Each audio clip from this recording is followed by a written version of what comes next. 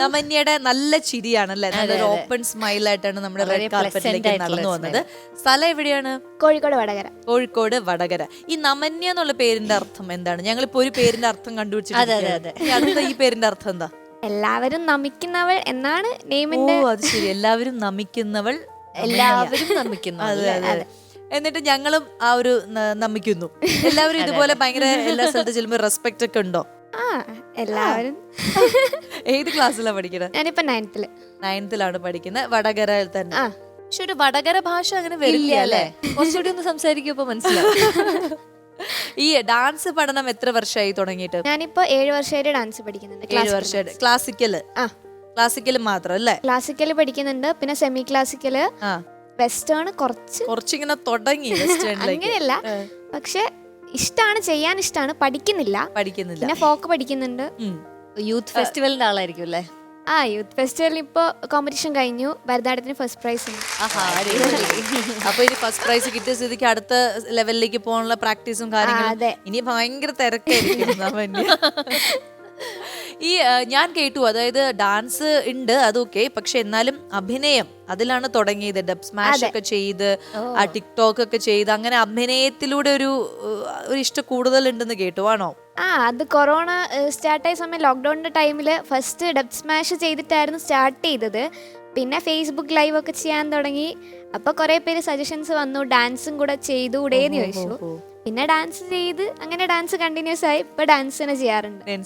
ഈ സോഷ്യൽ മീഡിയയിൽ കുറെ വീഡിയോസ് ഒക്കെ ഭയങ്കര വൈറലായി അല്ലേ? ഈ നേരത്തെ പറഞ്ഞ പോലെ എല്ലാവരും നമിച്ചു, പറഞ്ഞു.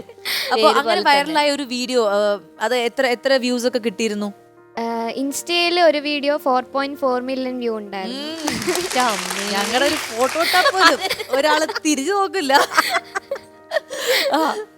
പക്ഷെ എന്നാലും അതൊരു നമ്മൾ ആദ്യമായിട്ട് ചെയ്യുന്ന ഒരു കാര്യത്തിന് ഇത്രയും ആൾക്കാർ കാണുമ്പോ ഒക്കെ ഭയങ്കര ഒരു സന്തോഷമായിരിക്കും. ഫസ്റ്റ് ടൈം ആയിരുന്നു അത്രയും വ്യൂസ് വന്നത്. അപ്പൊ ഭയങ്കര ഹാപ്പി ആയിരുന്നു.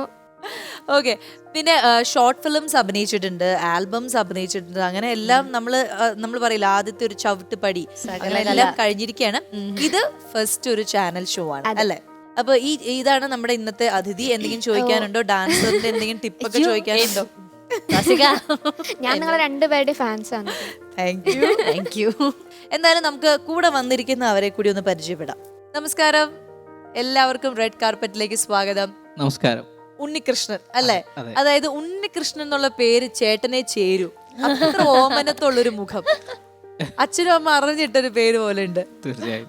വീട്ടില് വിളിക്കുന്ന ഉണ്ണീന്നാണോ? ഉണ്ണീന്ന് വിളിക്കണം. എന്താ ജോലി? ഞാൻ അമ്പലത്തിലെ പൂജാരിയാണ്.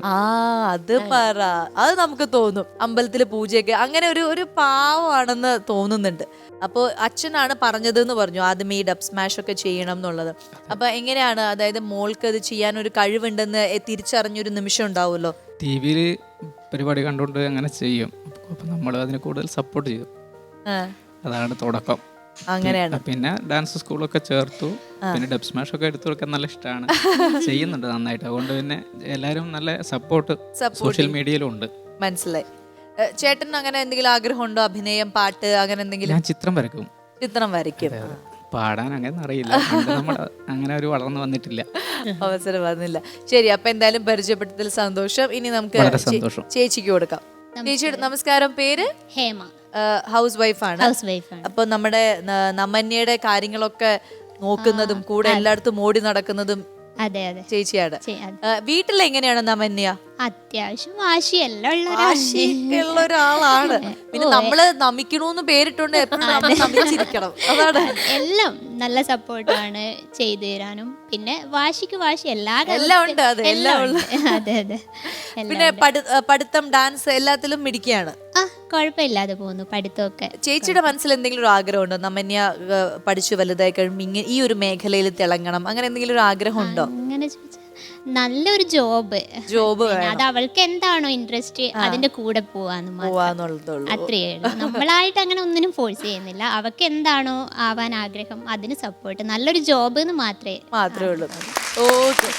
നമുക്ക് അടുത്തിരിക്കുന്ന ഒരു പാവക്കുട്ടി, അത് നമ്മുടെ വീട്ടില് കൊണ്ടുവച്ചിട്ട് പാവക്കുട്ടിയെ പോലെ ഉണ്ട്. ഇങ്ങനെ പോസ്, ഞാൻ വന്നപ്പോ മുതൽ ഇതേ പോസിലാണ്. എന്താ പേര്? അതുല്യ. പഠിക്കുന്നുണ്ടോ? യദുന്യ യദുന്യ യദുന്യ യദുന്യ. യദുന്യ നമന്യ എല്ലാം കലക്കി. യദുന്യനെ വീട്ടില് അച്ഛനും അമ്മയൊക്കെ എന്താ വിളിക്കുക? എത്തൂന്ന് വിളിക്കും. ഈ ചേച്ചി നല്ല പാവാണോ വീട്ടില്? വഴക്കുണ്ടാക്കോ? ഉണ്ടാക്കും. ഡാൻസ് നന്നായിട്ട് കളിക്കും ഈ ചേച്ചി? കളിക്കും. ഡബ് സ്മാഷോ ആണോ? ഞങ്ങളെയൊക്കെ അറിയോ? ഇല്ല.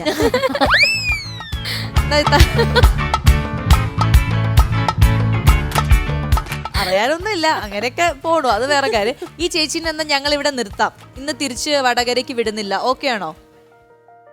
കൊണ്ടുപോണെന്നുണ്ടോ? ഇവിടെ നിർത്തുവോ? കൊണ്ടുപോണം. എന്തിനാണ് പാവം? ഞങ്ങളിന്ന് കുറച്ചൊരു നോക്കിക്കോളാം. പറ്റില്ല, കൊണ്ടുപോകണം. ഇനി പാട്ട് പാടുവോ? ഇല്ല. ഒരു 2 വരി അംഗനവാടി പോകുന്നുണ്ടോ? പുള്ളി പോകുന്നു. അവിടെ പഠിപ്പിച്ചൊരു പാട്ട് പാടുവോ 2 വരി? ഇല്ല. മൊത്തത്തില് straight answer ആണ്. അറിയോ? ഇല്ല. പാട്ട് പാടോ? ഇല്ല. ശരി, അപ്പൊ അപമാനിച്ചു കഴിഞ്ഞെങ്കിൽ ഞാൻ അടുത്ത സ്ഥലത്തേക്ക് പൊക്കോട്ടെ.